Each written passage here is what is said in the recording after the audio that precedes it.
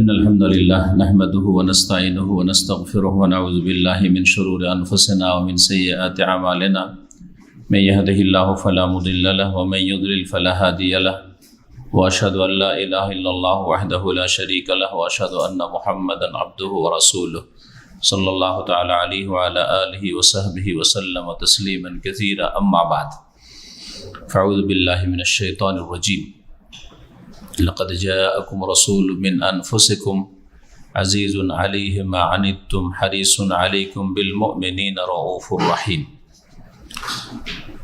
আল্লাহ রাব্বুল আলামিনের যাবতীয় প্রশংসা যে আল্লাহ রাব্বুল আলামিন আমাদেরকে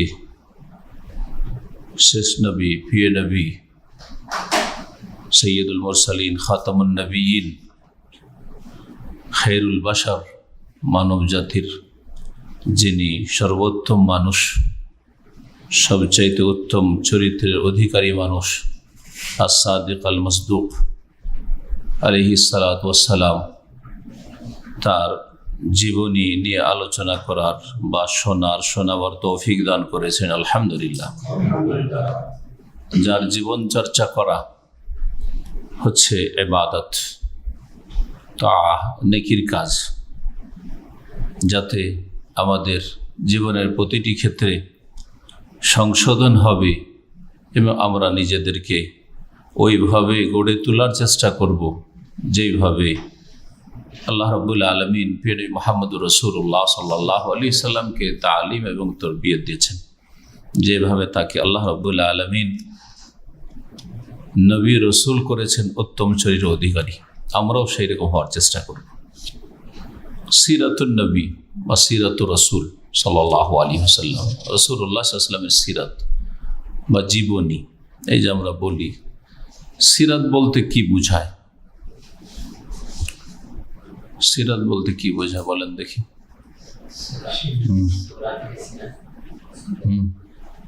সুরাত মানে তো গঠন, রূপ, চেহারা, শারীরিক গঠনকে সুরাত বলা হয়। আর সিরাত শুধু শারীরিক গঠনকে বলা হয় না, এটা ওর চাইতে অনেক ব্যাপক। আপনারা সিরাতুন নবী অনেক শুনছেন, আর বেদাতিরা মিলাদুন নবী শুনছেন। এমনকি এক শ্রেণীর বেদাতিরাও সিরাতুন নবীর নামে বেদাত করছে, মানে সিরাতুন নবীর মাহফিল অনুষ্ঠান করবে, আবার সেটা 12 রবিউল আউয়ালে করবে বা সেই উপলক্ষে করবে। সুতরাং যদিও নামটি সুন্দর বা সহি সিরাতুন নবী, কিন্তু উপলক্ষ যেহেতু 12 রবিউল আউয়াল, ওই সময় সিরাতুন নবীর মাহফিল আবার অনুষ্ঠান, সেই জন্য সেটাও বেদাত। তো সিরাতুন নবীর নামটি আমাদের দেশে এখন পরিচিত, যেমন বেদাতীদের কাছে মিলাদুন নবী নামটি পরিচিত, যদিও অর্থ বুঝে না। মিলাদ মানে তারা বুঝে যে কিছু দুরূদ শরীফ পড়লো, আর কিছু কবিতা টবিতা শায়রি করলো, আর একটা আয়াত পড়লো কোরআন কারীমের, আর তারপরে জিলাপি টিলাপি খেয়ে ধুমধাম করে একটা মাহফিল হয়ে গেল। এটা হচ্ছে মিলাদ শরীফ। এটা না বুঝে তারা মিলাদ করে। মিলাদ মানে দুরুদ পড়া, সালাম পড়া মনে করে, অথচ মিলাদ শব্দের সাথে দুরুদ সালামের কোনো সম্পর্ক নেই। মিলাদ মানে জন্মের সময়কাল, তাই না? ওয়ালাদা থেকে তো জন্ম বার্ষিকীকে কি বলা হয়? মিলাদ বা মাউলিদ বলা হয় আরবিতে। তো ওইটা শুধু জন্ম বৃত্তান্ত আলোচনা করছে অথবা জন্মের দিন পালন করছে, মিলাদুন নবী, মাউলিদুন নবী। সিরাতুন নবী মানে কি বুঝলেন? একজন বলেন। পূর্ণ জীবন কাহিনী। জীবন কাহিনী বলতে বিভিন্ন দিক আছে মানুষের জীবনে, তাই না? তাহলে সবগুলি দিক শামিল। সিরাতুন নবী মানে নবী করিম সাল্লাল্লাহু আলাইহি ওয়াসাল্লামের জীবনের প্রতিটি দিককে যেই সাবজেক্টটি শামিল, তাতে প্রথম আসবে দ্বীনি বিশ্বাস, ঈমান, আকীদার বিষয়।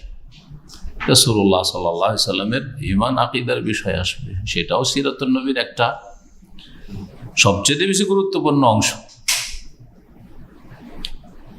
আর একটা দিক আসবে ইবাদাতুন নবী সাল্লাল্লাহু আলাইহি ওয়াসাল্লাম, নবী সাল্লাল্লাহু আলাইহি ওয়াসাল্লাম ইবাদত বন্দেগী, তার ফরজ সালাত কেমন ছিল, তার সুন্নত নফল সালাত কেমন ছিল, তার তাহাজ্জুদ কেমন ছিল, তার সিয়াম, ফরজ নফল সিয়াম রোজা কেমন ছিল, তার দানশীলতা সাদাকা খায়রাত কেমন ছিল, এগুলি আসবে।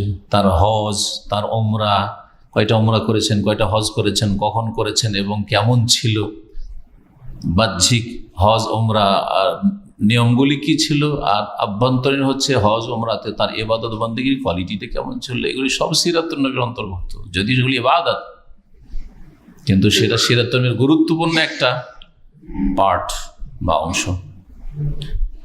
সিরাতুন নবীর আর একটা দিক হচ্ছে মুআমালাত, আদান প্রদান, আচার আচরণ। প্রত্যেক স্তরের লোকের সাথে কেমন ছিল রাসূলুল্লাহ সাল্লাল্লাহু আলাইহি ওয়াসাল্লাম, ঘর থেকে শুরু করে একজন পুরুষ হিসাবে স্ত্রীদের সাথে কেমন আচরণ ছিল, বাপ হিসাবে ছেলে মেয়েদের সাথে কেমন আচরণ ছিল, তিনি বংশের একজন, কুরাইশ বংশের একজন ব্যক্তিত্ব হিসাবে তার বংশধর আত্মীয় স্বজনদের সাথে কেমন আচরণ ছিল।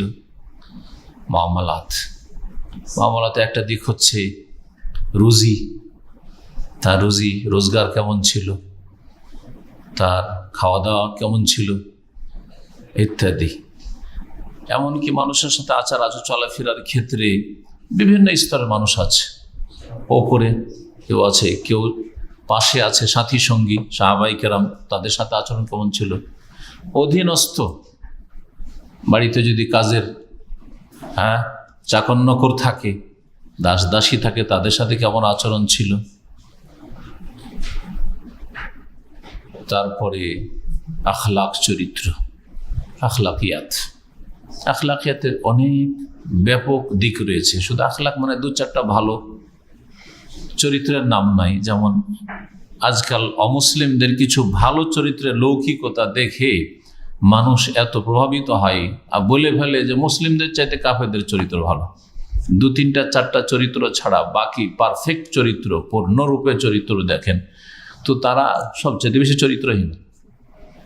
কিন্তু তারা যা জেনা করে ওইটাকে আপনি চরিত্রহীনতায় মনে করেন না, হয়তো লিভ টুগেদার করে চরিত্রহীনতায় মনে করেন না, হ্যাঁ, তাদের বয়ফ্রেন্ড আর গার্লফ্রেন্ড ওটাকে চরিত্রহীনতায় মনে করেন না আপনি। তারা যে মদ পান করে ওটাকে চরিত্রহীনতায় মনে করেন না, তারা জুয়া খেলে তো চরিত্রহীনতায় মনে করেন না, তারা যে হারাম খায়, হ্যাঁ, হারাম দেখে, হারাম জীবনযাপন করে, হ্যাঁ, পাশবিক জীবনযাপন, যা ইচ্ছা তাই করলাম, যা ইচ্ছা তাই বললাম, এটা হচ্ছে পশুর জীবনযাপন। তারা আবার চরিত্রহীন না চরিত্রবান তারা। কিন্তু এগুলোকে আজকালকার মানুষ শুধু দুনিয়াদারিতে মেতে আছে, যার ফলে এগুলো কোনো ব্যাপার না। ওরা চরিত্রবান কোনটায়? যদি আপনার সাথে একটা কথা করে তো কথা উল্টাবে না, হয়তো আপনার সাথে আমানতের ক্ষেত্রে ঠিক আছে, হয়তো সত্য কথা বলছে, হয়তো আপনার হক মারবে না, হয়তো আপনাকে কাজ করিয়েছে একটা পয়সা মারবে না, হয়তো ও এত ভালো চরিত্র। তো আপনার সাথে দেখা সাক্ষাৎ হলে তখন একেবারে এত চমকওয়ালা কথা, এত মানে মধু মেশানো কথা, আরে মুসলিমদের কথা শুনলে গাটা জ্বলে উঠে। কথা নরম ভাষায় বলতে জানে না, আর এরা কত মিষ্টি ভাষায় কথা বলছে, সরি, এক্সকিউজ মি, হ্যাঁ, থ্যাংক ইউ স্যার, এইগুলোর নাম চরিত্র হয়ে গেছে, তাই না? না, তো সিরাতুন নবী জীবনের প্রতিটি ক্ষেত্রকে শামিল। আর একটা দিক রয়েছে যেটা হচ্ছে সিরাতুন নবীর সাথে সূরাতুন নবী, মানে হুলিয়া মুবারক, রাসূলুল্লাহ সাল্লাল্লাহু আলাইহি ওয়াসাল্লামের দৈহিক গঠন, হ্যাঁ, অবয়ব কেমন ছিল, সেটাও সিরাতুন নবীর অন্তর্ভুক্ত। এটা সম্পর্কে স্পেশাল কিছু কিতাব রয়েছে, লিখনী রয়েছে। বিস্তারিত পড়তে হলে কিতাবগুলি পড়তে হবে। ইমাম তিরমিজিতে আপনার একটা অংশ রয়েছে, সেটা হচ্ছে শামাইলুত তিরমিজি। আল্লাহ সময় সুযোগ দিলে আমরা সিরাতুন নবী শেষ করি অথবা অন্য কোনো সাবজেক্টগুলো শেষ করে যখন সুযোগ পাবো, নবী সাল্লাল্লাহু আলাইহি ওয়াসাল্লামের শারীরিক গঠন সম্পর্কে বিস্তারিত আলোচনা, এটা বাংলায় অনুবাদ হয়েছে বাংলাদেশে, শামাইলুত তিরমিজি। তো এগুলো সিরাতুন নবীর অন্তর্ভুক্ত। জি হ্যাঁ, তো সিরাতুন নবীর সমস্ত দিকগুলিকে শামিল নবী করিম সাল্লাল্লাহু আলাইহি ওয়াসাল্লামের। এই জন্য আল্লামা ইবনুল কাইয়িম রাহিমাহুল্লাহর জাদুল মাদ কিতাবটি, জাদুল মাদ, জি, ফি হাদিয়ে খাইরিল ইবাদ, খাইরুল ইবাদ মানে বান্দাদের সবচেয়ে উৎকৃষ্ট বান্দা, সবচেয়ে ভালো বান্দা কে? রাসূলুল্লাহ সাল্লাল্লাহু আলাইহি ওয়াসাল্লাম। তো ফি হাদি খাইরুল ইবাদ, সর্বোৎকৃষ্ট বান্দার হাদি মানে আদর্শ, আদর্শ সম্পর্কে জাদুল মাদ, পরকালের পাথেয়, এটা হচ্ছে জাদুল মাদ ফি হাদি খাইরুল ইবাদ, তার পূর্ণ কিতাবের নামের অর্থ। তাতে প্রথম একটা বিষয় সম্পর্কে আলোচনা করেছেন, তারপর সবগুলি নবী সাল্লাল্লাহু আলাইহি ওয়াসাল্লাম সম্পর্কে আলোচনা। কিন্তু নবী করিম সাল্লাল্লাহু আলাইহি ওয়াসাল্লামের ঈমান, আমল, ইবাদতের প্রত্যেকটি চ্যাপ্টার, ফিকহি মাসাইল, সালাত, যাকাত, সিয়াম, হজ, উমরা, তারপরে বিবাহ, শাদী ইত্যাদি সমস্ত কিছু ওতে আলোচিত হয়েছে। এমনকি তার ঘুম, তার জাগরণ, তার চলাফেরা, তার আচার আচরণ সব নিয়ে আলোচনা করা হয়েছে। তো আমরা সিরাতুন নবী নিয়ে আলোচনা করব। যতগুলি কথা বললাম সবগুলি কথা যদি আমরা আলোচনা করি তাহলে আমাদের বয়স ফুরিয়ে যাবে, আয়ু ফুরিয়ে যাবে, হয়তো আমরা কোনো একটা জায়গাতে পৌঁছিতে পারবো না, তাই না?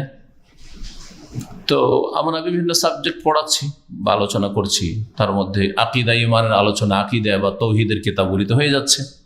ওগুলি হচ্ছে ইমান, আকিদা এবং তৌহিদের ক্ষেত্রে সিরাতুন নবী, ওগুলোও সিরাতুন নবী। জি হ্যাঁ, তাফসীর যখন আমরা আলোচনা করছি তখন নবী করিম সাল্লাল্লাহু আলাইহি ওয়াসাল্লাম তাফসীর, সেগুলো কোরআন সুন্নাহ ভিত্তিক, সেগুলি তাফসীরের দিকটি হয়ে যাচ্ছে। যখন আমরা ফিকহি মাসলা মাসাইল আলোচনা করছি তখন নবী সাল্লাল্লাহু আলাইহি ওয়াসাল্লামের সিরাতের ওই দিকগুলি চলে আসছে। এইভাবে বিভিন্ন দিকগুলি অন্যান্য সাবজেক্টে চলে আসছে। আর বিষয়ভিত্তিক আলোচনাতে কিছু ইসলামিক যে মামলাত, আচার আচরণগুলি রয়েছে, হালাল হারাম রয়েছে, সেগুলোতে সিরাতুন নবী চলে আসছে। তো আমরা মূলত আলোচনা করব যেহেতু মধ্যম পন্থা অবলম্বন করে, এত বিস্তারিত নয় যে অনেক বছর লেগে যায়, কারণ সপ্তাহে একদিন, আর এত সংক্ষেপে নয় যে 2-4-6 মাসে নবী জীবনী আলোচনা করে শেষ করে দিলাম, এটাও নয়।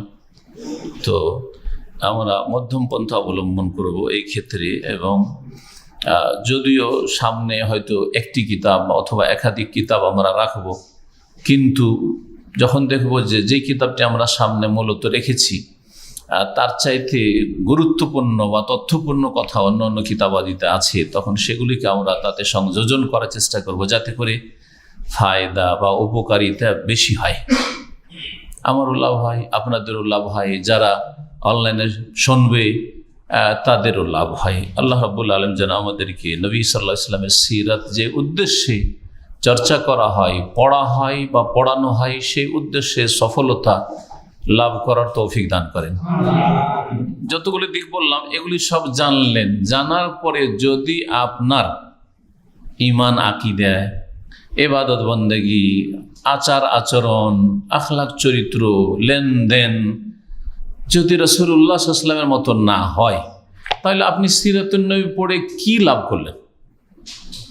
কি লাভ করলেন? একটা লাভ যেটা অমুসলিমেরা করে, সেটা হচ্ছে যেটাকে ইংরেজিতে বলে জেনারেল নলেজ। হ্যাঁ, সাধারণ জ্ঞান, সারা বিশ্বে কোথায় কি আছে, কার নাম কি, কে কোন দেশের, তাই না? তো এগুলো হচ্ছে জেনারেল নলেজ। হ্যাঁ, অনেকে জানছেন যে হিটলার কোথাকার, তো কার্ল কোথাকার, তো লেনিন, স্টালিন তারা কে ছিল ইত্যাদি, গান্ধী কে ছিল, তো রবীন্দ্রনাথ ঠাকুর কে ছিল, এগুলো জেনারেল নলেজ।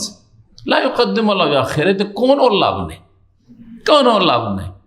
না একটা পয়সা হালাল রুজি হবে, না আল্লাহর সন্তুষ্টি হবে এদের জীবনী জেনে, না পরকালের কিছু সম্বল হবে, একটা কোনো নেকি সওয়াব হবে। পক্ষান্তরে প্রিয় মুহাম্মদ রাসূলুল্লাহ সাল্লাল্লাহু আলাইহি ওয়াসাল্লামের জীবনী চর্চা করলে প্রত্যেকটি মুহূর্ত হচ্ছে আপনার নেকির মুহূর্ত, সওয়াবের মুহূর্ত, ইবাদতের মুহূর্ত, এবং আপনার উদ্দেশ্য হচ্ছে সৎ, যে লাকাদ কানা লাকুম ফি রাসূলিল্লাহি উসওয়াতুন হাসানাহ, নিশ্চয় তোমাদের জন্য রয়েছে রাসূলুল্লাহ সাল্লাল্লাহু আলাইহি ওয়াসাল্লামের ভিতরে বা মাঝে উত্তম আদর্শ, উসওয়াতুন হাসানাহ। সুতরাং এই উদ্দেশ্যে যাতে করে আমরা সিরাতুন নবী চর্চা করি, শিখি, শুনি অথবা পড়ি। যদি কিতাবে পড়েন তবু যেন উদ্দেশ্য থাকে যে আমি আমার প্রিয় নবীর মতো হব সাল্লাল্লাহু আলাইহি ওয়াসাল্লাম। যদি আপনি শোনেন সামনে এসে শুনেন, তবু আপনি যেন এই নিয়ত রাখেন যে যেটুকু পড়বো সেইটুকু আমি আমার জীবনে পালন করার চেষ্টা করব, প্রতিফলিত করব, আমি ওই রকম হব, আমি নবী সাল্লাল্লাহু আলাইহি ওয়াসাল্লামের ফটোকপি হওয়ার চেষ্টা করব।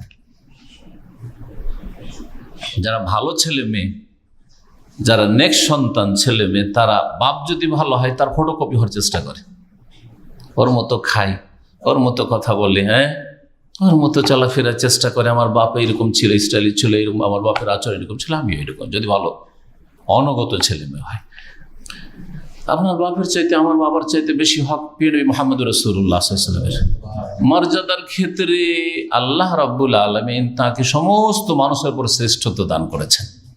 আমার আব্বা, আপনার আব্বা, আপনার মা আমার মায়ের চাইতে বেশি প্রিয় এবং শ্রেষ্ঠ সাইয়্যিদুল মুরসালিন খাতামুন নবীর মুহাম্মদ সাল্লাল্লাহু আলাইহি ওয়াসাল্লাম। তার জীবনী নিয়ে আলোচনা করব। আমরা মূলত যে কিতাবটি সামনে রাখবো সেই কিতাবটি আরবি ভাষায় আছে, আমার জানা মতে বাংলায় অনুবাদ হয়নি। যদি আল্লাহর কোনো বান্দাকে আল্লাহ তৌফিক দেন আর করে দেন তো জাযাহুল্লাহ খাইরান। আমরা যদি জীবদ্দশায় পেয়ে যাই তো আমরা লাভবান হইলাম, আর নাও যদি পাই তো এটি একটি আমার উপদেশ অথবা দোয়া যে আল্লাহ যেন আমাদের কোনো ভাইকে তৌফিক দান করেন এটি বাংলায় অনুদিত করার, যাতে বাঙালি জাতি উপকৃত হইতে পারে। রওদাতুল আনোয়ার ফি সিরাতিন নবীল মুখতার সাল্লাল্লাহু আলাইহি ওয়াসাল্লাম। রওদাতুল আনোয়ার, আলো সমূহের বাগান। রওদাতুল আনোয়ার মানে হচ্ছে আলো বা জ্যোতির বাগান। কি সম্পর্কে? মনোনীত নবীর জীবনী সম্পর্কে সাল্লাল্লাহু আলাইহি ওয়াসাল্লাম, যাকে আল্লাহ মনোনয়ন করেছেন। এই কিতাবটি লিখেছেন আমার শ্রদ্ধেয় ওস্তাদ, যার কাছে লেখাপড়া করেছি আমি দীর্ঘ 2 বছর, জামিয়া সালাফিয়া বানারসে, আল্লামা শেখ শফিউর রহমান মুবারকপুরি রাহিমাহুল্লাহ তাআলা। এবং আমরা লেখাপড়া শেষ করার পরেই সুবহানাল্লাহ, আমাদের লেখাপড়াও শেষ, ওনার জামিয়া সালাফিয়া থেকে চাকরি উনি শেষ করে ইস্তফা দিয়ে মদিনা ইউনিভার্সিটিতে চান্স পেলেন। তখন চলে আসলেন রিসার্চ ডিপার্টমেন্টে। উনি মুদাররিস শিক্ষক হিসাবে আসেননি, উনি বাহিস মানে রিসার্চ ডিপার্টমেন্টে রিসার্চের কাজে এসছেন, গবেষণার কাজে। নবী জীবনী মারকাজু খিদমাতি সুন্নাহ ওয়া সিরা নববিয়া, ওদের ইউনিভার্সিটিতে একটা সেন্টার আছে যেটির নাম হচ্ছে খিদমাতুস সুন্নাহ সেন্টার এবং সিরাতুন নবী সেন্টার। সিরাতুন নবী এবং খিদমাতুস সুন্নাহ, হাদিসের খিদমত, আর সিরাতুন নবীর খিদমত হয় গবেষণামূলক, যে ভাস্ট বিশাল খিদমত। ওতে অনেক রিসার্চ স্কলার আছেন। তার মধ্যে শেখ শফিউর মুবারকপুরি যখন প্রতিযোগিতা রাহিকুল মখতুম লিখে ফার্স্ট হলেন সারা পৃথিবীতে, মক্কাতুল মুকাররমায় যে রাবিতাতুল আলাম ইসলামী মুসলিম ওয়ার্ল্ড লিগ, যেটাকে ইংলিশে বলা হয়, আরবিতে রাবিতাতুল আলাম ইসলামী, সেখানে প্রতিযোগিতা ফার্স্ট হলেন। তখন তার কোনো ডিগ্রি দেখা হয়নি, তার লেখাপড়া সব সৌদি আরবে কিন্তু না, উনি সৌদি আরবের কোনো ইউনিভার্সিটি লেখাপড়া করেনি, কোন ইউনিভার্সিটি লেখাপড়া অনেকে জানেন না, কিন্তু দেশে ভারতে লেখাপড়া করেছেন। আর তিনি সৌদি আরবের কোন ইউনিভার্সিটি অনার্সও না, কোনো ফ্যাকাল্টির মধ্যে ইউনিভার্সিটি না, আর আলিম ইসলামিক ইউনিভার্সিটি, মাস্টার্সও না, পিএইচডিও না, কিছু না। তবু অন্যান্যরা পিএইচডি করে রিসার্চ স্কলার হিসাবে আসে, উনি এমনিতে এসছেন। তো মানুষ যখন যোগ্য হয়ে যায় তখন আর ডিগ্রির প্রয়োজন হয় না। মানুষ যখন যোগ্যতা অর্জন করতে পারে তখন ডিগ্রির প্রয়োজন হয় না। আর মানুষ যদি ডিগ্রি অনেক লম্বা লম্বা বড় বড় থাকে আর যোগ্যতা না থাকে তো ওর কোনো মূল্য থাকে না। সাইনবোর্ড শুধু থাকে ডক্টর অমুক, ডক্টর অমুক, কিন্তু কাজের বেলা কিছুই না। বুঝা গেছে? অনেক বেদাতি ডক্টর আছে, কোরআন সুন্নাহ আর আলোচনা করবে, কোরআন সুন্নাহর কথা বলবে, এইরকম ডক্টর বাংলাদেশে খুব কমই আছে।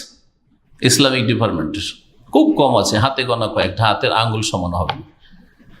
আর বিদাতি ডক্টরের অভাব নেই। তো কথা হচ্ছে যে ডিগ্রিটা বড় নয়, আসল হচ্ছে এলম এবং আমল। এলমের সাথে সাথে দিনের এলমের ক্ষেত্রে শুধু এলম বলে লাভ নেই, এলমের সাথে সে অনুযায়ী আমল। এই কিতাব থেকে আমরা আলোচনা করব, সাথে থাকবে মাঝে মধ্যে কিছু কিছু বিষয়ে আল্লামা শেখ নাসিরউদ্দিন আলবানী রহমতুল্লাহ আলাইহ, মোহাম্মদ নাসিরউদ্দিন আলবানী রহমাহুল্লাহ। তার পূর্ণ নামটি কিন্তু শুধু নাসিরউদ্দিন না, মোহাম্মদ নাসিরউদ্দিন। ইন্ডিয়া বাংলাদেশের মোহাম্মদটা এমনি লাগানো থাকে, আপনার নাম হচ্ছে নিজামুদ্দিন, কিন্তু নামের সামনে একটা মোহাম্মদ এমডি লাগানো আছে, তাই না? মোহাম্মদ নিজামুদ্দিন। আর ওরা তো ভাবে যে মোহাম্মদ কারণ আপনার একামতে দেখছে মোহাম্মদ লেখা আছে, কিন্তু আপনি মোহাম্মদ নাকি, ওইটা তাবারকের জন্য। মোহাম্মদটা সামনে লাগানো আছে কিসের জন্য? বরকত, যে মোহাম্মদ আইয়ুব, নাম হচ্ছে আইয়ুব, তাই না? তো শেখ আলবানিও রাহমাহুল্লাহ, আলবেনিয়া ইউরোপের একটি দেশ, সেই দেশে বড় হয়েছিলেন। আর ওনার আব্বা ওখান থেকে হিজরত করে চলে এসেছিলেন আপনার প্রথম দামেস্কে, সিরিয়া, তারপরে শেষ জীবন আম্মান, জর্ডনে। তো ওনার নাম হচ্ছে মোহাম্মদ নাসিরউদ্দিন আল আলবানি, ওই জন্য আলবেনিয়ার সাথে সম্পৃক্ত করে সহিহুস সূরাতুন নবিয়া, সহিহুস সিরাতিন নবিয়া, নবী সাল্লাল্লাহু আলাইহি ওয়াসাল্লামের সিরাত সম্পর্কে যে সহি হাদিসগুলি রয়েছে, সহি হাদিসগুলি, কারণ অনেক জাল জয়ীফ আছে নবীর জীবনী সম্পর্কে, এত জাল জয়ীফ আছে। আর বাংলা ভাষাতে যতগুলি আলোচক আছে ইল্লা মাশাআল্লাহ জাল জয়ীফে ভরা, এমন উদ্ভট কথা রয়েছে আকীদার সাথে সাংঘর্ষিক, দ্বীন ইসলামের মৌলিক বিষয় উসুলের সাথে সাংঘর্ষিক, ঈমান নষ্টকারী আকীদা আছে নবী করিম সাল্লাল্লাহু আলাইহি ওয়াসাল্লামের জীবনী সম্পর্কে। তাহলে আমাদেরকে জীবনের ক্ষেত্রে আর একটা জিনিস নিয়ে আলোচনা করা জরুরি, যেটা আমার আলোচনাতে থাকবে, কারণ আমার আলোচনা আকীদা ভিন্ন হয় না, তাই না? আকীদা ভিন্ন হয় না, আর সালাত নামাজ ভিন্ন হয় না। আমাদের অনেক ভাইরে মাঝে মধ্যে এসে বলে যে শেখ, আপনার যে কোনো বিষয়ের আলোচনা থাকে, ওতে আকীদা একটু থাকবে আর নামাজ একটু থাকবে, ইল্লা মাশাআল্লাহ কিছু থাকতে পারে, কিন্তু চেষ্টা করি যে ফাউন্ডেশনটা ঠিক থাকে। কারণ যারা আকীদা বরবাদ আর নামাজ বরবাদ করে দিয়েছে, তার আর বাকি এলেম শিখা আর আমল করে লাভ নাই। যার ফলে যে কোনো আলোচনা শেষখানে ফিরে আসতে হবে কোনখানে? আকীদাটা সহি শুদ্ধ হইতে হবে, আর নামাজি, 5 ওয়াক্ত নামাজি মুসলিম হইতে হবে। তো সহি সিরাতুন নবী, সিরাতুন নবীতে সহি কিছু যে হাদিসগুলি রয়েছে, সেগুলি বিভিন্ন বিষয়গুলি যখন এখানে আসবে তখন ওখান থেকে আমরা আলোচনা করার চেষ্টা করব। এছাড়া অনেক ভালো ভালো বই আছে, যেমন আজকে একটা বই আমার কাছে অনেক দিন থেকে রাখা আছে, কিন্তু বইটা পুরো পড়ার সময় হয়নি। কত পড়বো, পড়তে পড়তে জীবন চলে যাচ্ছে, কিন্তু পড়া মনে হচ্ছে, যত পড়ছি মনে হচ্ছে অল্পই পড়ছি, আর যত কম পড়বেন মনে হচ্ছে যে আমার মতো কেউ নেই। পরীক্ষিত জিনিস এটা। কিতাবটি খুবই সুন্দর, সৌদি আরবে খুব নতুন লেখা হয়েছে, নতুন রাইটার মোহাম্মদ সাল্লাল্লাহু আলাইহি ওয়াসাল্লাম, নবিউল বাশারিয়া, মোহাম্মদ সাল্লাল্লাহু আলাইহি ওয়াসাল্লাম মানবতার নবী, মোহাম্মদ সাল্লাল্লাহু আলাইহি ওয়াসাল্লাম মানবতার নবী। এই বইটিও দেখলাম খুব সুন্দর, যদিও জীবনের প্রত্যেকটি দিক নাই, সামান্য কিছু দিক আছে, কিন্তু অনেক গুরুত্বপূর্ণ দিক আছে। তো আমরা এতে অনেক ভূমিকার কথা আছে সিরাতুন নবী সম্পর্কে, কিন্তু আমি ওই ভূমিকার কথাগুলি না হয় পরে আলোচনা করব। প্রথম পর্বে মানুষ শুনতে চায় নবী সাল্লাল্লাহু আলাইহি ওয়াসাল্লামের যেটা শুরু, সেটা হচ্ছে যে নবী সাল্লাল্লাহু আলাইহি ওয়াসাল্লামের বংশ পরিচয়, নাম। জি, তো এই জন্য প্রথম পর্ব আজকে আমি এই বিষয় নিয়ে আলোচনা করব। জি, আমরা আজকে শুরু করছি আমাদের এই বিষয় 19শে শাওয়াল 1440 হিজরি মোতাবেক 22শে জুন 2019। সিরাতুন নবী সম্পর্কে আল্লামা শেখ শাফিউর রহমান মুবারকপুরী রাহিমাহুল্লাহ বলছেন যে ফাইন্না সিরাতুন নবী মিন আশরাফিল উলুম, সিরাতুন নবী হচ্ছে সবচাইতে উত্তম বা উৎকৃষ্ট বিদ্যা, ওয়া আ'আজ্জুহা, সবচাইতে মর্যাদার বিদ্যা, ওয়া আসনা হাদাফান ওয়া মাতলাবান, তার উদ্দেশ্য হচ্ছে খুব মহৎ। এর মাধ্যমে মানুষ একজন মুসলিম হিসাবে জানতে পারে, বেহা ইয়ারিফুর রাজুলুল মুসলিম আহওয়ালা দীনিহি ওয়া নবিয়িহি, তার দিন ইসলামটা কেমন হবে তার, এটা জানতে পারবে। যখন সিরাতুন নবী পড়বেন মানে আপনি জানেন ইসলাম সম্পর্কে আপনি পড়াশোনা করছেন, কারণ নবী সাল্লাল্লাহু আলাইহি ওয়াসাল্লাম পড়া মানে ইসলাম সম্পর্কে পড়া, নবী সাল্লাল্লাহু আলাইহি ওয়াসাল্লাম সম্পর্কে শোনা মানে ইসলাম সম্পর্কে কোনো কথা শোনা, এবং তার নবী সাল্লাল্লাহু আলাইহি ওয়াসাল্লাম সম্পর্কে জানতে পারবে। এবং আল্লাহ রাব্বুল আলামিন যে নবী সাল্লাল্লাহু আলাইহি ওয়াসাল্লামকে সম্মানিত করেছেন বিভিন্ন দিক থেকে, যেমন আল্লাহ সম্মানিত করেছেন তাকে ওহী দিয়ে, ওহী তার উপর নাজিল হচ্ছে, আর কোনো মানুষের ওপর তার যুগে বা তারপরে নাজিল হয়নি। ওহীর দরজা তখন থেকে বন্ধ হয়ে গেছে শেষ নবীর মাধ্যমে। রেসালাত, শেষ রেসালাত তার কাছে এসেছে, পেগাম, এবং তিনি এই দাওয়াতের যে গুরুত্বপূর্ণ বোঝা বহন করেছেন, আল্লাহর দিনের দাওয়াতের, এবং সেই ক্ষেত্রে যে তিনি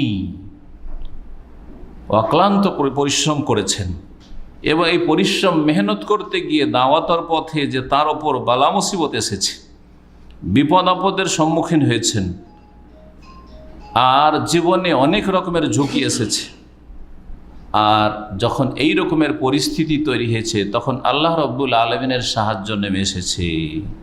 আল্লাহ রব্বুল আলমিন গায়েব থেকে, অদৃশ্য থেকে তাকে সাহায্য করেছেন, মালায়েকায়ে কেরাম দিয়ে, ফেরেশতা দিয়ে সাহায্য করেছেন, বিভিন্ন উপায় উপকরণ আল্লাহ সৃষ্টি করে দিয়েছেন। আল্লাহ তার জীবনে তার ওপর, তার সাহাবায়ে কেরামদের উপর অনেক বরকত নাজিল করেছেন এবং বহু অসাধারণ কিছু দেখিয়েছেন যেগুলি মুজিজাত। তাহলে আর একটা দিক এখানে বলে দিই সিরাতুন নবী সম্পর্কে, যে সিরাতুন নবীর একটা গুরুত্বপূর্ণ দিক হচ্ছে নবী করিম সাল্লাল্লাহু আলাইহি ওয়াসাল্লামের মুজিজাত। যদি আপনাদের জিজ্ঞেস করি যে নবী সাল্লাল্লাহু আলাইহি ওয়াসাল্লামের মুজিজা কতটি ছিল, তো আনুমানিক কি বলবেন? চট করে বলে দেন, কয়টা? হ্যাঁ, না অসংখ্য শুনতে চাই না, আমি চাই 10-20টার মধ্যে ছিল না, 25-50, 100 পৌঁছিবে না? কয়টা মুজিজা ছিল? যেমন মুসা আলাইহিস সালাম 9টি মুজিজা ছিল। আল্লাহ বলছে ওয়ালাকাদ আতাইনা মুসা 9 আয়াতিন বাইয়িনাত, তাই না? কোরআনে আল্লাহ বলছেন যে মুসা আলাইহিস সালামকে আমি সুস্পষ্ট 9টি দলিল প্রমাণ মানে মুজিজা দিয়েছিলাম। তো নবী মুহাম্মদ সাল্লাল্লাহু আলাইহি ওয়াসাল্লামকে আল্লাহ কতটি মুজিজা দিয়েছিলেন? হ্যাঁ, মাশাআল্লাহ, তাহলে কিছু জানা আছে। 1000-এর বেশি মুজিজা। জি হ্যাঁ, 1000 মুজিজা। আমি একবার মুজিজা সম্পর্কে আলোচনা করব ধারাবাহিক, যে আমাদের বিষয়ভিত্তিক আলোচনা হয়, এই মর্মে আমি মুজিজাগুলি নোট করা শুরু করেছিলাম। তো নোট করে দেখলাম যে বছরকে বছর পার হয়ে যাবে যদি মুজিজাতুন নবী সাল্লাল্লাহু আলাইহি ওয়াসাল্লাম আলোচনা করি। জি হ্যাঁ, তবে দলিল সহ করলে, কারণ প্রত্যেকটা মুজিজা আর ওর দলিল কখন হইলো, কোন হাদিসে আছে, তাতে সময় লাগবে। আর যদি শুধু গনিয়ে দিই এই মুজিজা, এই মুজিজা, এই মুজিজা, তাহলে তো কয়েকটা আলোচনাতেও সারা যেতে পারে। তো নবী সাল্লাল্লাহু আলাইহি ওয়াসাল্লামের মুজিজাটাও সিরাতুন নবীর অন্তর্ভুক্ত। এই সম্পর্কে প্রতিটি যুগে লিখনী লেখা হয়েছে। প্রথম যুগ থেকে শুরু করে আজ পর্যন্ত অনেক লিখনী এসেছে। তার মধ্যে আমাদের কাছে বাংলায় সবচেয়ে ভালো, বাংলায় বলবো, আরবিতে বলবো, বাংলায় সবচেয়ে ভালো কিতাব হচ্ছে আর রাহিকুল মখতুম। আর রাহিকুল মখতুম, যেই কিতাবটির 2 অনুবাদক রয়েছে, একজন মহিলা আর একজন পুরুষ। তো যেটি পুরুষের অনুবাদ সেটি সূক্ষ্ম, সেটি আরবির কাছাকাছি। আমি আরবির সাথে বা উর্দুর সাথে মিলিয়ে দেখেছি যে ওনার তর্জমাটা সূক্ষ্ম, যেহেতু উনি একজন আলেম ছিলেন।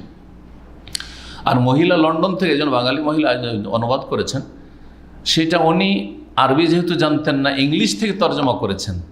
তাহলে মাঝখানে ভায়া, তাই না? আরবিতে লেখক লিখেছেন, আরবি থেকে ডাইরেক্ট তর্জমা করলে, আরবিটা ভালো বুঝলে তাহলে সঠিক তর্জমা হবে। প্রথম কথা, সঠিক আরবি না বুঝলেও তো তর্জমাতে ভুল হতে পারে। এক তো ইংলিশ অনুবাদক কীভাবে বুঝেছে আল্লাহ জানে, আর তারপরে ইংলিশটার অনুবাদ করতে গিয়ে কীভাবে বুঝেছে আল্লাহ জানে। যার ফলে এই ভায়া হওয়ার কারণে অনেক জায়গায় আমি মিলিয়ে দেখেছি, বাংলায় একরকম কথা লিখছে, আরবিতে আর এক রকম লেখা আছে। সেই জন্য ওই অনুবাদটি সূক্ষ্ম নয়, বেশ কিছু জায়গায় ভুল ভ্রান্তি আছে। কারণ ওই বইটি অনেকে পড়বেন, সেই জন্য বলছি। নাম জানেন? হ্যাঁ, এই নামটাই জানেন, কিন্তু আরেকটা বই যেটা এখানে পাওয়া যায়, সেটা ছাপিয়েছে মনে হয় বাইতুস সালাম ছাপিয়েছে। ওইটা একজন পুরুষ, একজন ভালো আলেম, পাবনার সম্ভবত, ওনার অনুবাদ, নামটা আগে চলে যাচ্ছে। তো ওইটা হচ্ছে বেশ ভালো তর্জমা, বেশ ভালো তর্জমা বাংলার, ওইটাই পড়বেন। জি, এর থেকে একটা জিনিস বোঝা যায় যে ভায়া হইলে 6-9 হয়ে যায়, বা 9-6 হয়ে যায়, তাই না? আমাদের সেটা প্রবাদ আছে না, এই লোকটা 9-6 করে দিল, বলে না? বরং আমাদের আঞ্চলিক ভাষায় 9 তো বলে না, লয় বলে, নকে ল বলা অভ্যাস, 9-6 করে দিল, মানে ঠিকভাবে ইনসাফ করলো না, 9-6 করে দিল। ঠিক না? তো বাংলাদেশে, ভারতে ইসলামটা ওই 9-6 হয়ে গেছে। আরব থেকে সরাসরি যদি যেত তাহলে খাঁটি ইসলামটা পৌঁছিত। আরব থেকে ভায়া ইরাক, ইরাক থেকে ইরান, আফগানিস্তান করতে করতে ভারতে যেতে যেতে ভারত, পাকিস্তান, বাংলাদেশে একবারে সুফি ইজম আর শিরক কুফরি মিশানো, মাজার পূজা আর ওয়াহদাতুল ওজুদ আর হুলুল কুফরিয়া শিরকি আকিদা আর এইসব পীর মুরিদের ব্যবসা আর ফানাফিল্লা, ফানাফি রসুল, ফানাফি শেখ দিয়ে একবার ধর্মর 12টা বাজিয়ে দিয়েছে, ইসলামের 12টা বাজিয়ে দিয়েছে। অধিকাংশ লোক বড় মহব্বতের সাথে ইসলাম পালন করে, কিন্তু ইসলাম পায় না। আল্লাহকে পেতে চায় কিন্তু আল্লাহকে পায় না। পরকালে সুখ শান্তি চায় কিন্তু পাবে না, কারণ তৌহিদ নেই, সুন্নাত নেই, শিরক আর বিদআত। জি, সহি নামাজ নেই, আলেম ওলামাদের সহি আকীদা নেই।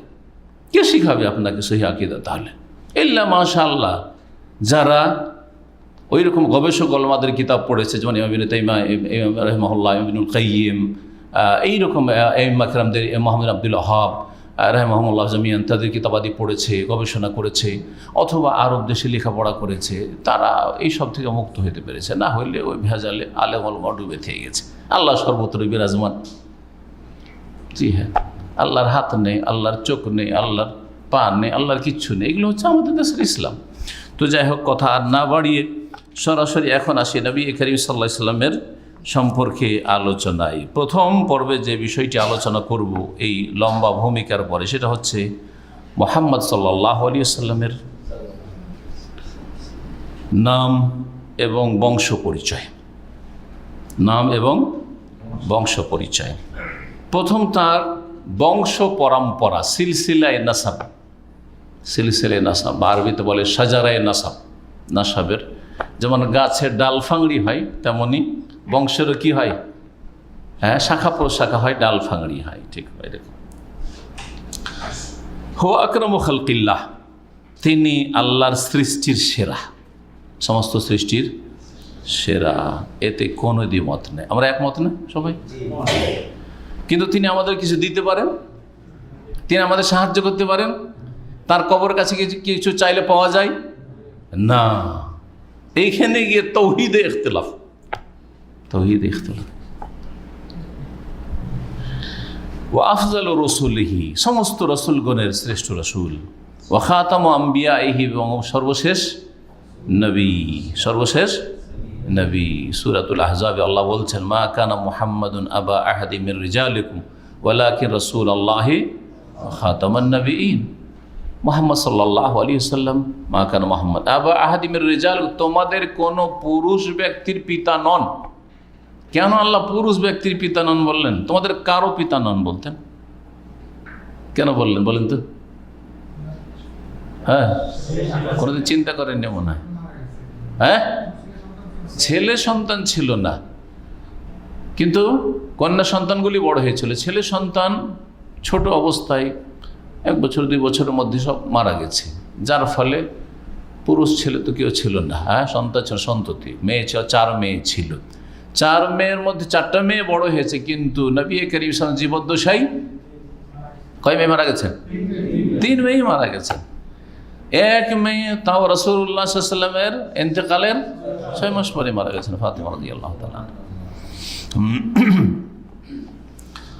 তার নাম হচ্ছে মুহাম্মদ সাল্লাল্লাহু আলাইহি ওয়াসাল্লাম, পিতার নাম আব্দুল্লাহ। হাতে গনেন হ্যাঁ কত দূর পর্যন্ত আমরা আজকে আলোচনা করছি বংশ পরম্পরায়। মুহাম্মদ বিন আব্দুল্লাহ 2 নম্বর, বিন আব্দুল মুত্তালিব, দাদা আব্দুল মুত্তালিব, বিন হাশেম, বাপের দাদা হচ্ছে হাশেম, এই জন্য তার বংশ কি বলা হয়? বনু হাশেম, হাশেম গোত্র। জি হ্যাঁ। বিন আব্দে মনাফ, কি আব্দে মনাফ, বিন কোসাই, বিন কেলাব, বিন মুর্রা, বিন কাব, বিন লুয়াই, বিন গালিব, বিন ফেহের, বিন মালিক, বিন নদর, বিন কেনানা, বিন খুজাইমা, বিন মুদরেকা, বিন ইলিয়াস, বিন মুদার, বিন নাজার, বিন মাদ, বিন আদনান। মাদ বিন আদনান। কত হইল? 16, 4, 20, 22। নবী সাল্লাল্লাহু আলাইহি ওয়াসাল্লাম থেকে শুরু করলে হ্যাঁ 22 পুরুষ বা 22 পিঢ়ি।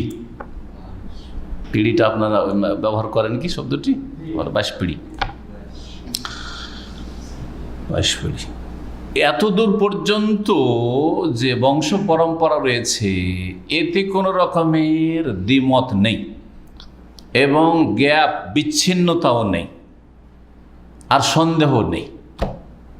জি হ্যাঁ, এটি ঠিক আছে 22 পর্যন্ত। তারপরে আদনান যে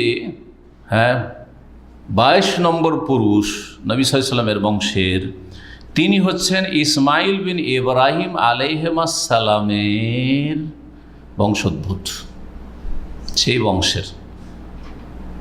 যখন এটাই হলো, তাহলে নবী সাল্লাল্লাহু আলাইহি ওয়াসাল্লাম কোন বংশের? ইসমাইল বিন ইব্রাহিম, ইব্রাহিম আলাইহিস সালামের বংশের। কিন্তু শুধু ইব্রাহিম আলাইহিস সালামের বংশের বললে হবে না, কারণ ইব্রাহিম আলাইহিস সালামের বংশ দুই দিকে দুটো শাখা চলে গেছে।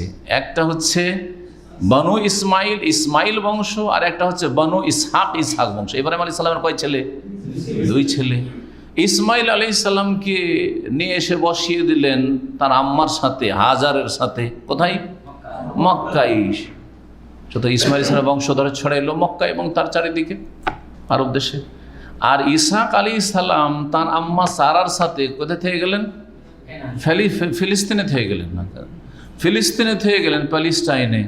যখন সেখানে থেকে গেলেন তখন বংশধর তার ছড়াইল কোথায়?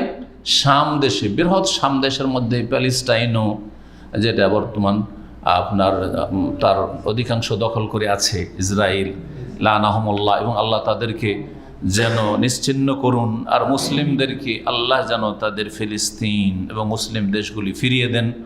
তার আগে আল্লাহ মুসলিমদেরকে তাদের সহি ইসলামের দিকে, তৌহিদ সুন্নাতের দিকে, মসজিদের দিকে ফেরার তৌফিক দান করেন। না হলে আল্লাহ ফিলিস্তিন ফিরিয়ে দেবেন না। ভালো করে মনে রাখতে হবে, আমাদেরকে ফিরতে হবে আল্লাহর দিনের দিকে, তখন আল্লাহ ফিরিয়ে দেবেন। সহজ কথা খুব, কিন্তু এই কথাটি আজকাল মানুষ বুঝে না। উল্টোভাবে কাজ করলে কখনো আল্লাহ তাতে ফল দেবেন না। সোজা হয়ে কাজ করতে হবে, যেভাবে আল্লাহ কাজ করতে বলেছে। তো শাম দেশ, এই জন্য ইসহাক বংশ ছড়িয়েছে কোথায়? বৃহৎ শাম দেশে, যার মধ্যে বর্তমানে সিরিয়া, তারপরে জর্ডন, উর্দুন, আর ফিলিস্তিন, সব কিছু, এগুলো লেবানন, সব। তো নবী সাল্লাল্লাহু আলাইহি ওয়াসাল্লাম ইব্রাহিম আলাইহিস সালামের বংশের বনু ইসমাইল থেকে। জি হ্যাঁ, এতেও কোনো সন্দেহ নাই যে নবী সাল্লাল্লাহু আলাইহি ওয়াসাল্লাম ইসমাইল বংশের। আদনান ইসমাইল বিন ইব্রাহিমের বংশোদ্ভূত, এতে কোনো সন্দেহ নেই। কিন্তু এই আদনান থেকে শুরু করে ইসমাইল পর্যন্ত যে বংশ পরম্পরা রয়েছে, যে পুরুষগুলির নাম রয়েছে, তাতে ইখতিলাফ রয়েছে, দ্বিমত রয়েছে। কেউ কম করেছে, বেশি করেছে, অথবা কেউ একটা নাম ঢুকিয়েছে আর একটা, এরকম হয়েছে, ইখতিলাফ আছে। যার ফলে এই ক্ষেত্রে বংশ তো ঠিকই আছে ওই বংশেরই, কিন্তু এই নামগুলি অনেকে আদম আলাইহিস সালাম থেকে ঠেকিয়ে থাকে, পৌঁছিয়ে থাকে, কিন্তু এই পৌঁছানো সহিশুদ্ধ নয়। 22 পুরুষ পর্যন্ত তো সহিশুদ্ধ, কিন্তু বাকিটাতে মাঝখানে তাহলে 3টা স্তর করা যেতে পারে। নবী সাল্লাল্লাহু আলাইহি ওয়াসাল্লামের বংশ পরম্পরা আদম আলাইহিস সালাম পর্যন্ত 3টা স্তরে ভাগ করা যেতে পারে। সার কথা, একটা স্তর নিশ্চিত এই নামগুলির তরতিব বা সিরিয়ালিটি ঠিক আছে, সেটা হচ্ছে মুহাম্মদুর রাসূলুল্লাহ সাল্লাল্লাহু আলাইহি ওয়াসাল্লাম থেকে শুরু করে আদনান পর্যন্ত। আদনান থেকে ইসমাইল বিন ইব্রাহিম পর্যন্ত এখানে কিছু দ্বিমত আছে, মানে সন্দেহের অবকাশ আছে, নিশ্চিত না এই সম্পর্কে আমরা। আর ইব্রাহিম আলাইহিস সালাম থেকে শুরু করে নূহ আলাইহিস সালাম, আবার নূহ আলাইহিস সালাম থেকে শুরু করে আদম আলাইহিস সালাম জামিয়ান এই পর্যন্ত যে পৌঁছানো হয়ে থাকে বিভিন্ন কিতাবাতে আছেই এই সিলসিলায়ে নাসাব বা বংশ পরম্পরা, কিন্তু তাতে নিশ্চিত কি আছে? ভেজাল আছে। কারণ ওই নামগুলি মাহফুজ বা সুরক্ষিত নয়। এই বংশ পরম্পরা যে গণনা হয়েছে সেগুলি সুরক্ষিত নয় বা বিশুদ্ধ নয়। জি হ্যাঁ, তো সহজে এইভাবে মনে রাখলে খুব সহজ। তার মায়ের নাম কি ছিল? আমেনা ছিল। আমেনার বাপের নাম কি? হ্যাঁ, আমেনা বিনতে ওয়াহাব বিন আব্দে মানাফ বিন জোহরা বিন কিলাব। দেখেন কোনখানে এসে মিলে গেল? আমেনা বিনতে ওয়াহাব বিন আব্দে মানাফ, আব্দে মানাফ এসে মিলে গেল এখানে। তাহলে 3 নম্বর আমেনা থেকে। আর আমেনা হচ্ছেন নবী সাল্লাল্লাহু আলাইহি ওয়াসাল্লামের মা। তাহলে আব্দুল্লাহ থেকে গণেন তাহলে, কেন আব্দুল্লাহ স্বামী স্ত্রী, তাই না? বাপ মা নবী সাল্লাল্লাহু আলাইহি ওয়াসাল্লামের। আব্দুল্লাহ বিন আব্দুল মুত্তালিব বিন হাশেম বিন আব্দে মানাফ। তাহলে বংশ পরম্পরার দিক থেকে নবী সাল্লাল্লাহু আলাইহি সাল্লাম মেয়ের বংশ আমের বংশ চাইতে এক পিঁড়ি বা এক পুরুষ কি নিচে। আমাদের দেশে তো গোটা বংশের এটা একবার ফুফু, এটা আমার খালা, বলছে না। তো ওই হিসাবে ধরলে আর এটা হচ্ছে আমার চাচাতো বোন বা চাচতো বোন, বলছে না, অনেক দূরের 7 পিঁড়িতে 7 পুরুষে মিলবে হয়তো, কিন্তু আমরা জানি যে এটা আমাদের বংশ গোত্র, সুতরাং ওইটা আমার চাচাতো বোন লাগে আর ওইটা আমার চাচাতো ফুফু লাগে, বলি না। তো এইভাবে যদি আমরা ধরি তো নবী করিম সাল্লাল্লাহু আলাইহি সাল্লামের বাবা আব্দুল্লাহ বিন আব্দুল মুত্তালিব বিন হাশেম বিন আব্দে মানাফ, 4 নম্বর কি আব্দে মানাফ আসলে। আর আমেনার ক্ষেত্রে আমেনা বিনতে ওয়াহাব বিন আব্দে মানাফ, একটু ওপরে, তাই না? আমাদের দেশের লোকের বলে এই ফুফুবাদি দিতে বিয়ে হয়ে গেল, ফুফুবাদি দিতে বিয়ে হয়ে গেল, তাই না? এই নিয়ে কত হইচই হয়। চাচাতো ভাতিজিকে বিয়ে করেছে, অনেক দূরের, হারাম কাজ করেছে। একবার আমার গ্রামে এরকম ঘটনা ঘটেছে, অনেক দূরের বংশ, মানে 5 পুরুষে গিয়ে মিলবে, কিন্তু ভাতিজি সম্পর্কে পড়ছে, চাচাতো ভাইয়ের মেয়ে বিয়ে করেছে। আর গ্রামের লোক তো গরম হয়ে আছে, এইরকম অন্যায় কাজ করলো। তখন সম্ভবত কোথায় যে লেখাপড়া করতাম, কিন্তু অনেকটা লেখাপড়া হয়ে গেছিল, তার মানে অন্তত মদিনা এসেছিলাম অথবা আসবো। এই চরম অন্যায় কাজ করেছে এই গ্রাম আমাদের কাছে। কি হয়েছে? ভাতিজিকে বিয়ে করে নিয়েছে, বুঝেন আমাদের সমাজ। আর এই ভাতিজি মনে করে গায়ের মাহারামের সাথে অবাধ মেলামেশা, আর তখন ওই ব্যভিচারগুলো হয়ে থাকে অনেক সময়। কারণ ওই শ্রদ্ধা তো আর নেই, যেটা কাছের ভাতিজি হলে তো আলাদা কথা, আপন ভাতিজি আর চাস্তো ভাতিজি সমান দেখবেন আপনি, কখনো না।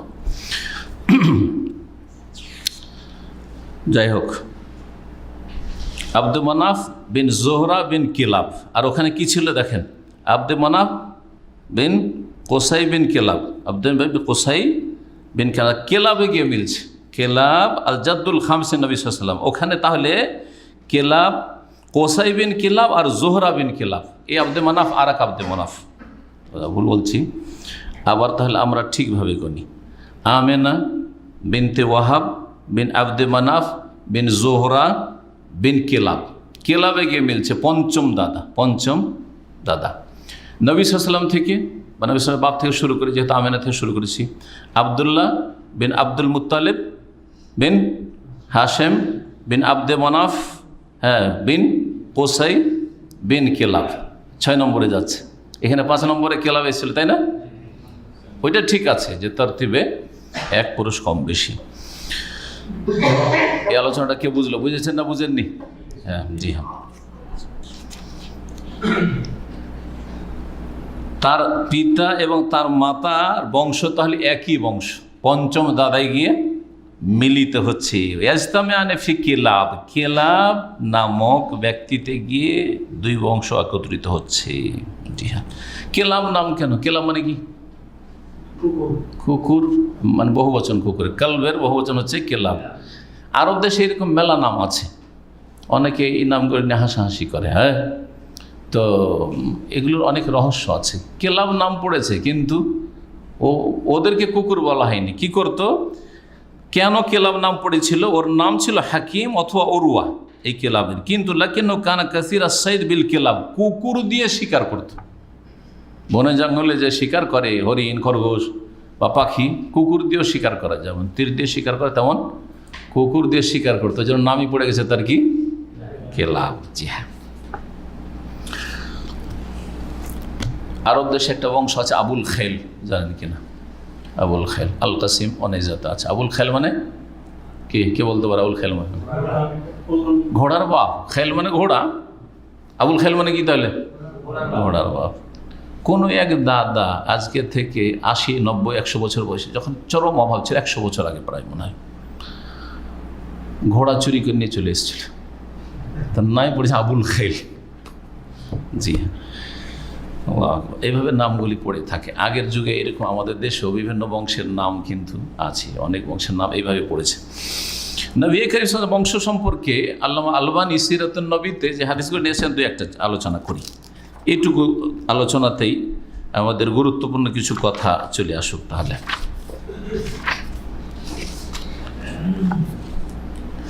নবী করিম সাল্লাল্লাহু আলাইহি ওয়াসাল্লামের বংশ হচ্ছে সবচাইতে শ্রেষ্ঠ বংশ, সবচাইতে শ্রেষ্ঠ বংশ।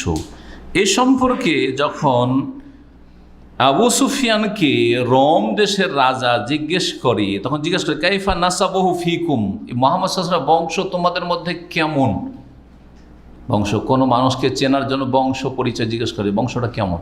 বিয়ে শাদীর ক্ষেত্রে আমাদের ছিল জিজ্ঞেস করে না? জি, এটা গুরুত্ব আছে অবশ্য।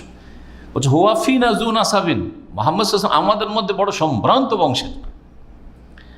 তখন রোমের রাজা কায়সার বলেছিলেন যে কাযালিকার রসুল, নবী রসুলগণ এমনটাই হন, তুব আসফি আনসাবে কওমিহা, বংশের শ্রেষ্ঠ বংশে প্রেরিত হন। আল্লাহ যেমন তেমন বংশ নবী পাঠান না, সবচেয়ে শ্রেষ্ঠ বংশগুলিতেই নবী রসুল পাঠিয়ে থাকেন সাল্লাওয়াতুল্লাহি ওয়া সাল্লামু আলাইহি। নবী সাল্লাল্লাহু আলাইহি ওয়াসাল্লাম কুনিয়াত কি ছিল? হ্যাঁ, আবুল কাসেম। যে হাদিসটি উল্লেখ করলাম হেরাকল কায়সারের, সেটা সহিহ বুখারীর হাদিসের অংশ। কিন্তু আবুল কাসেম নাম কি ছিল? মোহাম্মদ। একটি নাম জানলেন। কোরআনে কারীমে মোহাম্মদ নামটি এসছে না আসেনি? এসছে, মুহাম্মাদুর রাসূলুল্লাহ, তাই না? ওয়াল্লাযীনা মাআহু, আর এসছে বিমা নুযিলা আলা মুহাম্মদ। সূরাতে মুহাম্মদ, একটি সূরার নাম কি? সূরা মুহাম্মদ। ওতেও সূরা মুহাম্মদ কথাটি রয়েছে, আর সূরাতুল ফাতিহা রয়েছে। নবী সাল্লাল্লাহু আলাইহি ওয়াসাল্লামের নাম কোরআনে কারীমে আহমদও এসেছে। ঈসা আলাইহিস সালাম যখন সুসংবাদ দিয়েছেন আমার পর একজন নবী আসবেন, তোমরা মানবে হে খ্রিস্টানরা, তখন কি বলি? অমুবাশশিরাম বিরাসূলিন ইয়াতি মিন বাদি ইসমুহু আহমদ, আমি সুসংবাদ দিচ্ছি এমন এক রাসূলের যিনি আমার পরে আসবেন, তার নাম হবে আহমদ। মুহাম্মদ মানে যিনি অতি প্রশংসিত, অতি প্রশংসিত। মাহমুদ মানে প্রশংসিত, শুধু প্রশংসিত বলবেন না, মাহমুদ মানে প্রশংসিত। আর মুহাম্মদ মানে বেশি প্রশংসিত, অনেক যার প্রশংসা করা হয়েছে, তার প্রশংসা করা হয়েছে। আহমদ মানে অধিক প্রশংসাকারী। তো নবী সাল্লাল্লাহু আলাইহি ওয়াসাল্লামের মধ্যে দুটোই বৈশিষ্ট্য ছিল, তিনি সবচেয়ে বেশি প্রশংসিত মানুষের মধ্যে। তার যত আলোচনা হয়, সুআলোচনা, কোনো মানুষের এত ভালো আলোচনা হয় না পৃথিবীতে, তাই না? কতবার দিনে নবীর নাম আসছে, ফরজ করা হয়েছে আপনাকে নাম নিতেই হবে। শখ করে নাম নেওয়া নয়, নফল হিসাবে নাম নেওয়া নয়, ফরজ। আশহাদু আন্না মুহাম্মাদুর রাসূলুল্লাহ, আযান ইকামত। হ্যাঁ, তারপরে আত্মায়াত আশহাদু আল্লা ইলাহা ইল্লাল্লাহ ওয়া আশহাদু আন্না মুহাম্মাদান আবদুহু ওয়া রাসূলুহু, ঠিক না? জি হ্যাঁ। আর তার তরিকে দিয়েই ইবাদত করতে হয়, নামাজ পড়তে হয়। সবসময় মনে রাখতে হয় আমার নামাজ নবীর তরিকা হয়। সবসময় মনে আছে নবী কি? সবসময় মনে আছে। আল্লাহুম্মা সাল্লি আলা মুহাম্মদ, আল্লাহ বারিক আলা মুহাম্মদ। দেখছেন কতবার নাম আসছে, আমরা কিন্তু কল্পনা করি না। ফরজ, এগুলো রুকুন, না নামাজ হবে না আপনার। তো নবী সাল্লাল্লাহু আলাইহি ওয়াসাল্লামের দ্বিতীয় নাম ছিল আহমদ। তিনি অধিক প্রশংসিত আর অধিক প্রশংসাকারী। কার প্রশংসাকারী? আল্লাহ সবচেয়ে বেশি প্রশংসাকারী, ইসিম তাফজিল আহমদ। জি। তার তৃতীয় নাম ছিল আল মাহি। সহিহ হাদিসে রয়েছে আল মাহি মানে মাহা ইয়ামহু মানে মিটিয়ে দেওয়া, মুছে দেওয়া। নবী সাল্লাল্লাহু আলাইহি ওয়াসাল্লাম নিজে বলছে আল্লাযী ইয়ামহু বি আল কুফরা, আমার দ্বারা কুফরিকে আল্লাহর জমিন থেকে আল্লাহ মিটিয়ে দেবেন, মুছে দেবেন। আরব দেশ থেকে, মক্কা থেকে শিরক কুফরিকে আল্লাহ মিটিয়ে দিয়েছেন, মুছে দিয়েছেন, নিশ্চিহ্ন করে দিয়েছেন। ওয়াল আকিব, নবীর চতুর্থ নাম হচ্ছে আকিব। আকিব কেন বলা হয়? আকিব যিনি সর্বশেষ আসেন। বলছেন আল্লাযী মা বাদাহু নবী, নবীর পরে কোনো আর নবী আসবে না, সেই জন্য তার নাম আকিব। তার পঞ্চম নাম হচ্ছে আল হাসির। আল হাসির, হাসির কেন বলা হয় নবী সাল্লাল্লাহু আলাইহি ওয়াসাল্লামকে? ইউহশারুন নাসু আলা কাদামাইহি, নবী সাল্লাল্লাহু আলাইহি সাল্লামের হাসর মানে বিচার দিবসে হাসর মাঠে প্রথম আগমন হবে, আর তারপরে অন্যরা। আনা আউয়ালু মান তানশাক্কু আনহুল আরদু, আমার কবরের জমিন প্রথম ফেটে উঠবে। সুবহানাল্লাহ, প্রথম যার কবর আগে ফাটবে তিনি তো হাসর মাঠে প্রথম হাজির হবে, তিনি প্রথম জান্নাতের দরজা নক করবেন গিয়ে, তার জন্য প্রথম জান্নাতের দরজা খোলা হবে। তিনি আল হাসির, এই জন্য তার নাম হচ্ছে হাসির। জি, কয়টি নাম হইল? জি, একটি হাদিসে এই 5টি নাম আছে। আর আরো কিছু নাম আছে। তার নাম ছিল মোকাফফা। জি, তার নাম ছিল অনুসৃত। মোকাফফা মানে যার অনুসরণ করা হয়। নবী উর রাহমা, রহমতের নবী, রাহমাতাল্লিল আলামিন। জি, বিশ্বজাহানের জন্য করুণা তিনি। নবী ও তওবা, তওবার নবী, তওবার নবী। জি হ্যাঁ, তওবার দরজা খুলে গেছেন কত প্রশস্ত করে সমস্ত জাতির জন্য। কাফের জন্য তওবার দরজা খোলা আছে, মরার আগে তওবা করলেই হলো। যতই বড় ইসলামের দুশ্মন হোক, তওবার দরজা খোলা আছে। নবীউল মালহামা, মালহামা মানে হচ্ছে যুদ্ধ, যুদ্ধের নবী। বাতিলের বিরুদ্ধে যুদ্ধ যেখানে অনিবার্য হবে, করতে হবে। জি, কেন স্বাধীনতা আন্দোলন করেন না? স্বাধীনতার লড়াইটা আপনাদের ন্যায্য। আর নবী সাল্লাল্লাহু আলাইহি ওয়াসাল্লাম যে জিহাদ করেন তো সেটা সন্ত্রাস না, মোটেই না। জিহাদ মানে মানুষ মারা নয়। জিহাদ মানে হচ্ছে যে আমি যেটা পালন করছি হক, তোমারটা বাতিল, তো আমার হকটাকে পোষা লাভ করতে দাও। আমার হকটাকে প্রথম পালন করতে দাও, আর হকটার গতি রোধ করিও না। হকের গতি রোধ করিও না, যেদিকে যাচ্ছে যেতে দাও। সাদা সিধা মানুষ যে স্বেচ্ছায় কবুল করেছে, কবুল করতে দাও। কবুল করতে বাধা দেবে, পালন করতে বাধা দেবে, তখন আল্লাহ বলছেন এই ক্যান্সার, এই ক্যান্সার সর্বনাশ করে দেবে। জি, ও খাতামুন নবীন, নবীর আরেকটি নাম হচ্ছে উপাধি নাম খাতামুর, সর্বশেষ নবী। নবীর নাম আব্দুল্লাহ, যেটা আপনারা কোনদিন শুনেন। নবীর নাম কি? আব্দুল্লাহ। কোরআনে 2 জায়গায় আছে এই কথাটি। কোরআনে 2 জায়গায় আছে নবীর নাম আব্দুল্লাহ। বলেন তো কোরআনে কোথায় আছে? সূরা ওয়া আন্নাহু লাম্মা কামা আব্দুল্লাহ ইয়াদুহু কাদু ইয়াকুনুনা আলাইহি লিবাদা। লাম্মা কামা আব্দুল্লাহ, যখন আল্লাহর বান্দা দাঁড়াইলেন। জি হ্যাঁ। আর কোথায়? ফাআউহা ইলা আবদিহি মা আওহা। আব্দুল্লাহ আরেক জায়গায় কোরআনে কারীম আছে, বের করেন।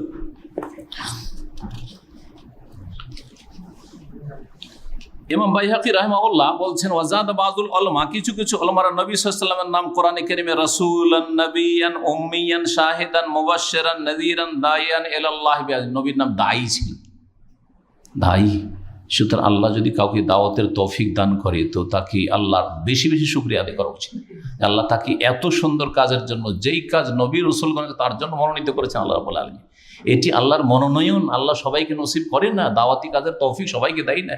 কত মাদ্রাসা থেকে পড়ে আলেম হচ্ছে, আর ফারেক হচ্ছে, আর দাওরা হচ্ছে, আর টাইটেল হচ্ছে, আর কামেল হচ্ছে, কত কি হচ্ছে, বুঝছে না?